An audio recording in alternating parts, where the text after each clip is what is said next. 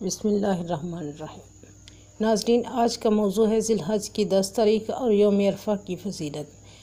इस्लाम के महीनों में ज़िलहज को बहुत अहमियत हासिल है। ख़ास तौर पर उसके इब्तदाई 10 दिनों को, इन दिनों में इबादत, ज़िक्र, कुर्बानी, रोज़ा और हज के अमाल को बेपनाह फ़जीलत हासिल है। ज़िलहज की 9वीं तारीख़ को यौम अरफ़ा कहा जाता है, जो हज का सबसे अहम दिन है, जबकि 10वीं तारीख़ ईद उल ज़ुहा और यौम नहर कुर्बानी का दिन के तौर पर मनाई जाती है। इन दोनों दिनों की फ़जीलत कुरान और सुन्नत से साबित है और अहले ईमान के लिए इनमें बेशुमार इनामात पोशीदा हैं। यौम अरफ़ा 9 ज़िलहज की फ़जीलत। यौम अरफ़ा को हज का रुकन आज़म कहा जाता है। नबी अलैहिस्सलातु वस्सलाम ने फरमाया, अल हज अरफ़ा, यानी हज अरफ़ा है। हुज्जाज कुराम इस दिन मैदान अरफ़ात में वक़ूफ़ करते हैं, दुआ करते हैं और अपने गुनाहों की माफ़ी मांगते हैं। रोज़ा रखने की फ़जीलत। यौम अरफ़ा के दिन रोज़ा रखने वालों के लिए नबी अलैहिस्सलातु वस्सलाम ने फरमाया, मुझे अल्लाह से उम्मीद है कि यौम अरफ़ा का रोज़ा गुज़श्ता साल और आइंदा साल के गुनाहों का कुफ़ारा बन जाएगा। ये रोज़ा सिर्फ़ गैर हाजियों के लिए, हाजियों को इस दिन रोज़ा रखने से मना फरमाया गया है ताकि वो इबादत के लिए मुकम्मल तवानाई रख सकें। दुआ की कबूलियत का दिन।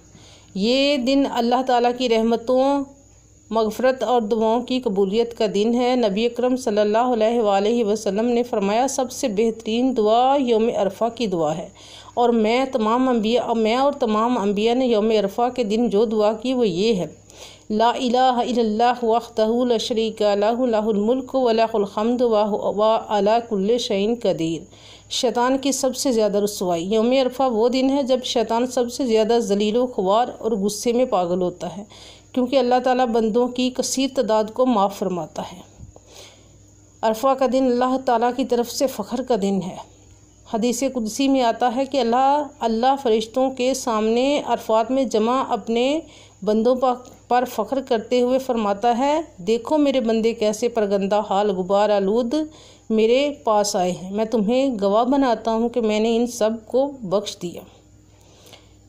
नबी अकरम सल्लल्लाहु अलैहि वसल्लम ने फरमाया, अल्लाह के नज़दीक सबसे अफसर दिन यौम नहर कुर्बानी का दिन है और फिर उसके बाद यौमुल कर यानी 11 ज़िलहज का दिन है।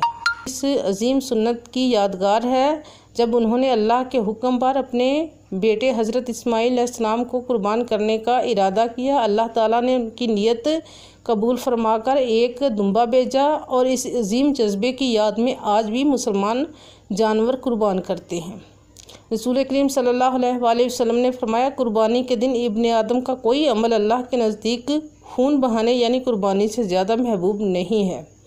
कुर्बानी का जानवर जैसे ही ज़िबा किया जाता है, उसका खून ज़मीन पर गिरने से पहले अल्लाह ताला के यहाँ कबूल हो जाता है। यौम नहर से 13 ज़िलहज तक नमाज़ों के बाद तकबीर कहना वाजिब है। यौम नहर की अहमियत, इबादत ईद उल ज़ुहा की नमाज है, यानी जिसके बाद खुतबा होता है। उस दिन का आगाज़ नमाज से होता है और फिर कुर्बानी दी जाती। नबी अलैहिस्सलातु वस्सलाम ने फरमाया, सबसे पहले हम नमाज़ पढ़ेंगे, फिर कुर्बानी करेंगे। जिसने इस तरतीब पर अमल किया उसने हमारी सुन्नत को पाया। मुफस्सिरीन के मुताबिक लयाले अशर से मुराद ज़िलहज के इब्तदाई 10 दिन हैं। नबी अलैहिस्सलातु वस्सलाम ने फरमाया, ज़िलहज के 10 दिनों में किए गए नेक अमाल अल्लाह को सबसे ज़्यादा महबूब है, यहाँ तक कि जहाद भी उनके बराबर नहीं, सिवाय इसके कि कोई शख्स अपनी जान और माल के साथ निकले और सब कुछ कुर्बान कर दे। सबसे ज़्यादा दुआ, तस्बीह, तहलील, तकबीर और इस्तग़फ़ार करना, कुर्बानी का जानवर खुशदिली से तैयार करना, यौम अरफ़ा का रोज़ा रखना, हाजियों पर रोज़ा फ़र्ज नहीं, नमाज ईद बाजमात अदा करना और खुतबा सुनना, कुर्बानी के गोश्त को खुद भी खाना, रिश्तेदारों और मसाकीन में तकसीम करना, अल्लाह का शुक्र अदा करना कि उसने हमें इन मुबारक दिनों को पाने का मौका दिया। यौम अरफ़ा और यौम नहर सिर्फ़ ज़ाहरी इबादत के दिन नहीं, बल्कि अल्लाह ताला के नज़दीक कुर्ब, मग़फ़रत, इखलास के इजहार का मौका है। ये दिन हमें हज़रत इब्राहीम अलैहिस्सलाम की कुर्बानी, हज़रत इस्माईल अलैहिस्सलाम के इसार और नबी अलैहिस्सलातु वस्सलाम की सुन्नतों की याद दिलाते हैं। और इन दिनों को महज रस्म ना बनाएं, बल्कि उन्हें ईमान, मोहब्बत और अल्लाह के लिए खालिस नीयत के साथ गुजारें।